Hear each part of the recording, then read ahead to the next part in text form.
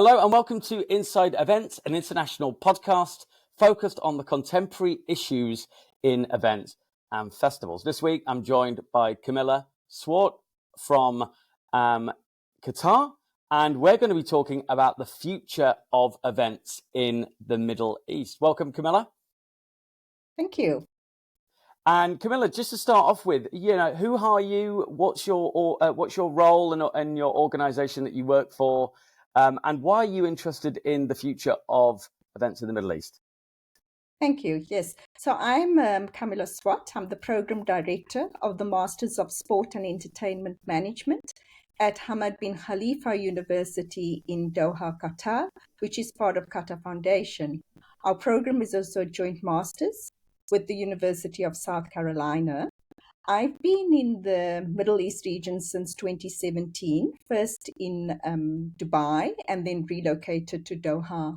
I've always been interested in contributing to the sport, tourism, and event knowledge of major sports events, in particular mega events in the developing context. And with my work in South Africa on the 2010 FIFA World Cup, it was a natural transition to the Middle East and ended up in Qatar with a large focus of my work on the 2022 FIFA World Cup. That's really interesting. And when it comes to why you were really interested in situating yourself in Qatar, was there a real kind of personal motivation to wanting to study events from inside somewhere that's so exciting at the moment for this field? Oh, absolutely. As I said, my initial focus was on the global South, being South African and spent sport playing during the apartheid era, which, had a large impact on how the sports and events field unfolded in South Africa. But moving on from that, in terms of the 2010 FIFA World Cup, I also saw an opportunity to contribute to another part of the world, and particularly around similar, different contexts, but in some respects similar challenges around women in sport, inclusion, leveraging events. So it was an exciting time to make that transition to the Middle East. I can understand that, and when it comes to the very idea of these events in the Middle East, what are the kind of ways in which events have developed over the last decades in the Middle East? Would you say? Well, those who kind of been a little bit more familiar with the area would have known Dubai as a tourism destination. Perhaps those in Formula One, with maybe not actually knowing, Bahrain was in the Formula One game way back in 2004, and then maybe more people are familiar with Abu Dhabi being the end of the closing event on the season in terms of 2009. But in that space, we saw Dubai really taking on events, but maybe many don't know that Qatar's sort of rise or vision for establishing itself or positioning itself as a major international sports hub and destination actually started in 2006 with the Asian Games. But they had very different approaches to how they went about in terms of the type of events they attracted to their destinations. So it's really evolved, and more recently we've seen how Saudi has embraced these concepts of sport tourism and event tourism as well. And just to follow on from that, is there are events a real kind of central part of the economic and social development strategy at a governmental level of these places? And if so, what kind of events are they trying to seek in particular to achieve that, Camilla?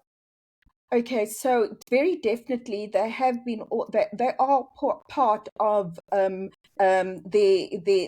national vision. So, for example, Qatar National Vision 2030. Saudi has a national vision 2030, and maybe a lesser known destination like Oman has a 2040 national vision, and they all centered around economic diversification, away from oil and gas, and really also using the opportunity to create awareness about those destinations. And what better way to do it in terms of Qatar and the 2022 FIFA World Cup? Also creating more awareness about the Arab culture, and the Muslim culture in particular, for the Muslim countries. So very definitely definite strategies by government to position themselves more globally. And when it comes to demonstrating or kind of opening out kind of these particular cultures, on the ground, does it feel as though these events are really, really working, and it's really, really helping to harmonize? Is that the right word? But open up and bring these cultures in with a more kind of international culture, particularly of the kind of tourists that are coming in. Absolutely, both in terms of tourists as well as residents. Take myself as an example, working in the industry, but in terms of academia, so attracting, relevant professionals into the sports industry, into the event industry, into the tourism industry, but also using the events as an opportunity to showcase what the destinations have to offer. So yes, there are many challenges. If we talk about women's participation, we know there's a lot of work still to be done, but we've seen how an event like a men's football World Cup has certainly started changing the way women view sport, or the opportunities that have been created for sport. And an example is the Generation Amazing, which is a legacy program using sport for development purposes, but how it's also been used in Qatar, for example, with Qatar Foundation, which has a ladies' night, which with the Oxygen Park is dedicated to just women, girls and women using the park, but they partnered with Generation Amazing to offer football programming as an example, So I think where we are right now with the Women's World Cup going on at the moment, it's even extended interest and also asking questions about what more should we be doing to increase women's participation in sport. So it certainly has had its role in trying to create more positive change in many ways. And are there any specific ways in which these events have specifically shifted the dial in some sense? Is there some kind of real concrete examples of women's participation in sport, for example? Yes, certainly. As I mentioned, in terms of this Generation Amazing football programming, I think another example related to sort of minorities or increasing access. Qatar Foundation also has ability-friendly programs, interestingly enough, of the Liverpool model, but extending it here. Where primarily autistic children have increased their participation in sport offerings.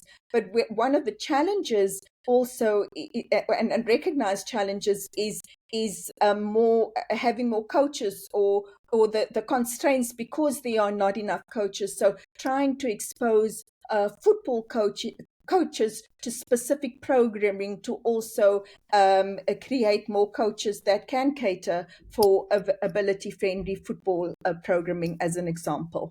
That's really useful. And what we're seeing in the leagues is a kind of top footballers, for example, and top talent more generally is migrating and shifting towards these particular countries, right? And is the idea from that, for example, on the coach side, is it to bring in outside talent to come in and almost kind of train the trainer, quite Exactly. literally? Is that the way? Is that the model? And is that a sustainable model? Would you say, Camilla? I think it's both ways. Yes, you can have these iconic players and profiling and getting interest. but we need to have on the ground shifts and changes as well, like the train the trainer or coaching the coach, it needs to be more holistic. And do you think that there's any particular areas, kind of thinking critically, are there any particular areas that the Middle East is not looking at in enough detail? Are there still some stones unturned, so to speak, that you would recommend that they focus on more, Camilla? I think it's a case of where we could make more contributions. I think and I don't signal the Middle East out for this only. I face similar challenges with South Africa's World Cup, but I think it's just trying to get more collaboration and partnership, but using academia. And that's what we've been trying to do. I always use the example of in Dubai, where as I've said, they have a lot longer history of hosting major international sports events on a regular recurring basis.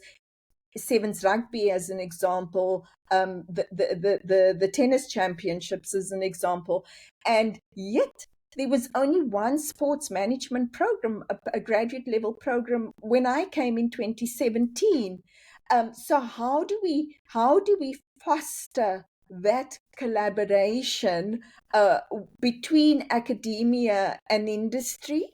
How do we use research to improve practice? And then I think maybe in terms of stones unturned, and hopefully we're going to be able to address that too, in terms of more regional cooperation within the region, to enhance the event industry and the sport industry as well.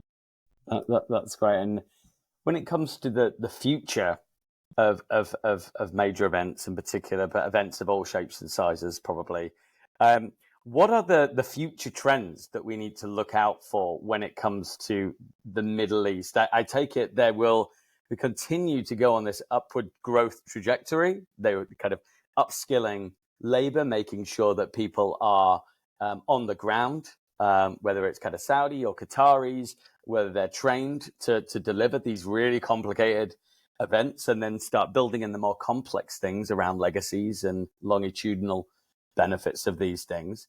What are the future trends, would you say, Camilla, we should look out for? I think technological integration. I use an example of a project that I worked on in 2010 with a colleague from Victoria University who assisted us. So just for some context, we initiated the 2010 research agenda really to push the importance of systematically and objectively measuring the impacts and legacies of the World Cup. And within that, we had certain stakeholders who came together to conduct collaborative research. And a key player in that in Cape Town was the city of Cape Town, who had the most comprehensive research around the 2010 FIFA World Cup. In the first year of that project, which was primarily focused on the businesses, residents, and the visitors, the tourists themselves, the city did not have enough budget to do additional studies, which we did retrospectively in terms of assessing perceptions of how Cape Town and South Africa as a destination, how they changed, perceptions change of the host city and the country, in terms of a retrospective study by looking at online journals as an example, online media coverage in key markets.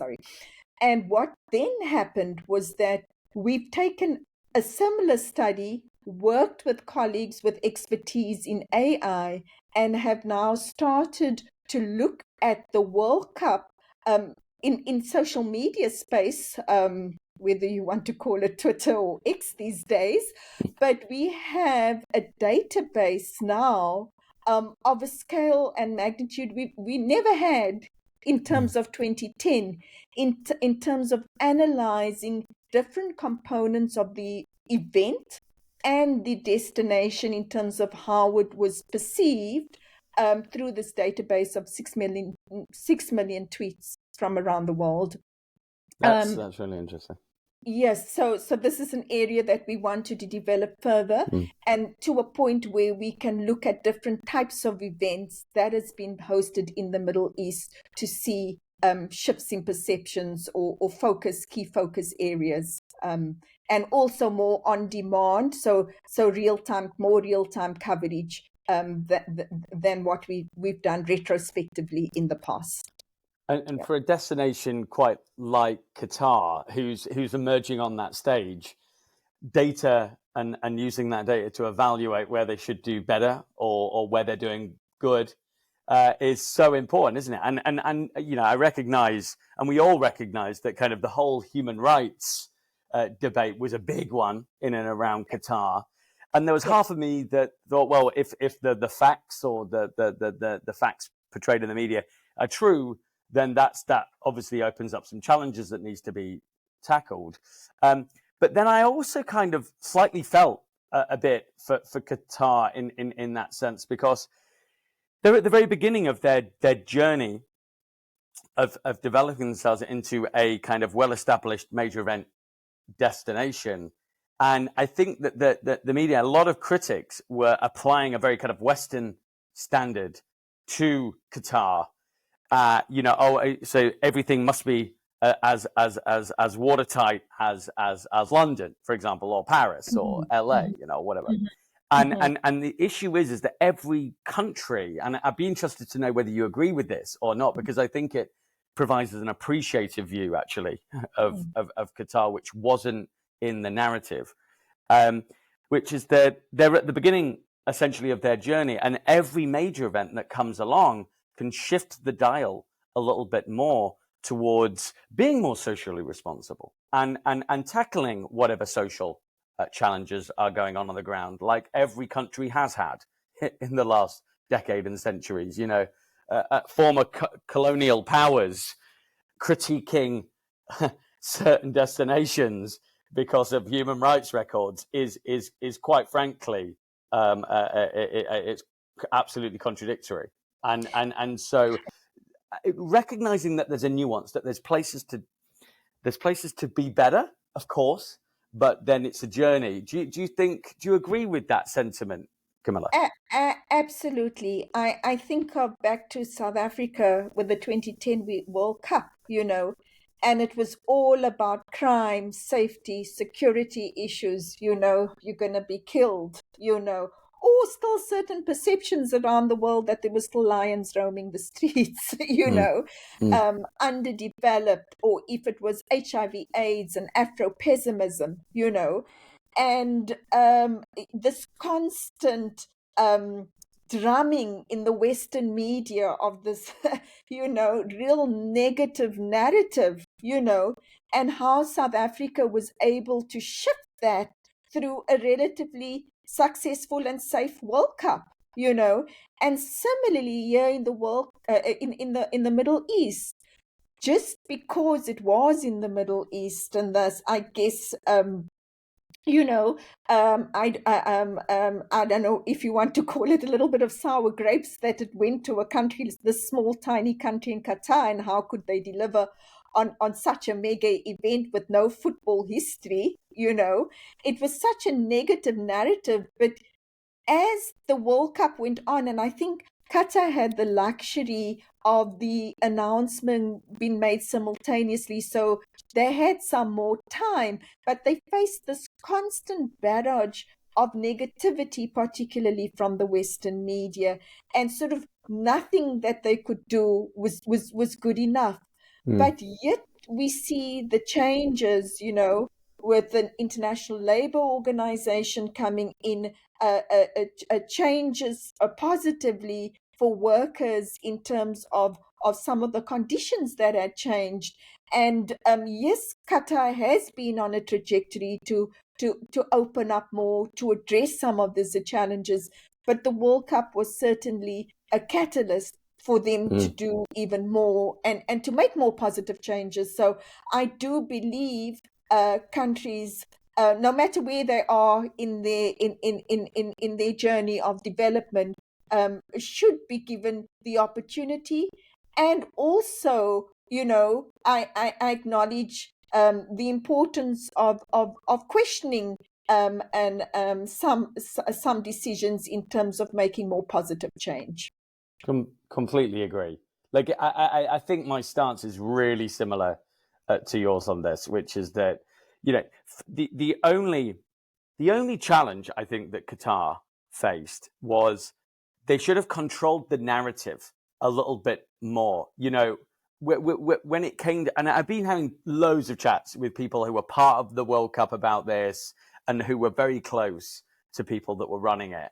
And the Western media did take it by the horns and just kind of run with that negative perception.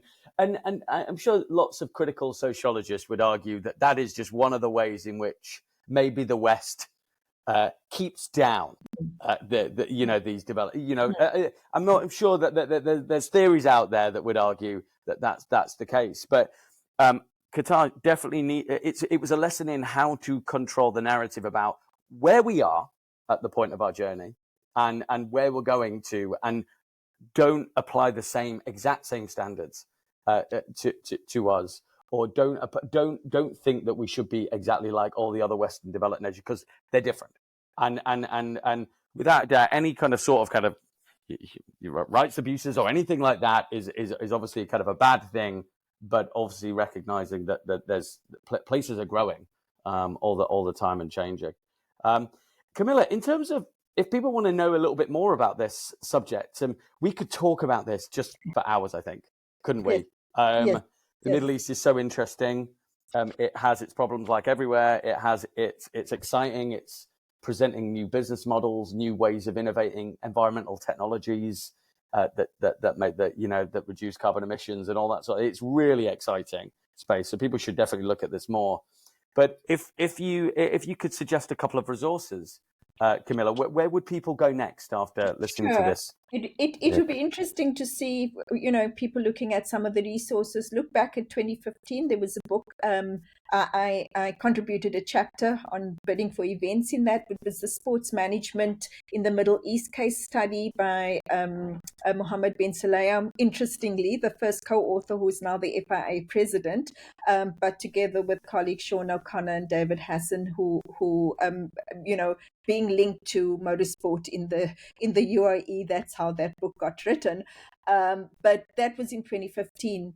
And fast forward more recently, there's been several more recent books that people can look at in terms of the Rutledge Handbook of Sport in the Middle East by Daniel Reicher and Paul Branahan, a 2022 book, and then Simon Chadwick, together with colleagues Paul Woodop and Michael Goldman, The Geopolitical Economy of Sport.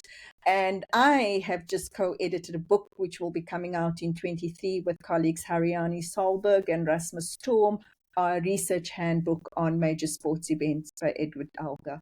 So several books. And then in terms of journals, there's the Journal of Arabian Studies, who've now started publishing, or you will start seeing more things published around sports and events. And then the Journal of Global Sports Management will be probably another one where you'll find. And then, of course, there are associations who have their own conferences, like the ICA, the International Congress and Conference Association. They have a Middle East chapter. The IFEA, the International Festival and Events Association, also have a Middle East chapter. So they have resources, and you can attend the conferences. And then I guess in reaching out in terms of the universities like Hamad bin Khalifa, where I'm based, or the American University in Dubai, which has a sports management program. Qatar University has an undergraduate program, was primarily sports science, but with a sports management track. So there are academics in also in other departments also contributing. So I think you'll continue to see more and more work coming out on events and sport events in particular from this region. That's brilliant. Thanks, Camilla. And for those resources, we'll pop them underneath the podcast, so when people get onto it, they can immediately see them, including your recent book and various the other book is books. still to be published, so look out for it. Okay, brilliant. When's that published, Camilla? It should be out by the end of this year. Super. Good luck with it. Good luck with it. Thank you. Thanks, Camilla. Thanks for joining us on Inside Events. That was really, really useful, touching tip of the iceberg when it comes to Middle Eastern events and all the issues around there. But thanks for joining us, and hope to see you again in the future. Wonderful. Thank you so much.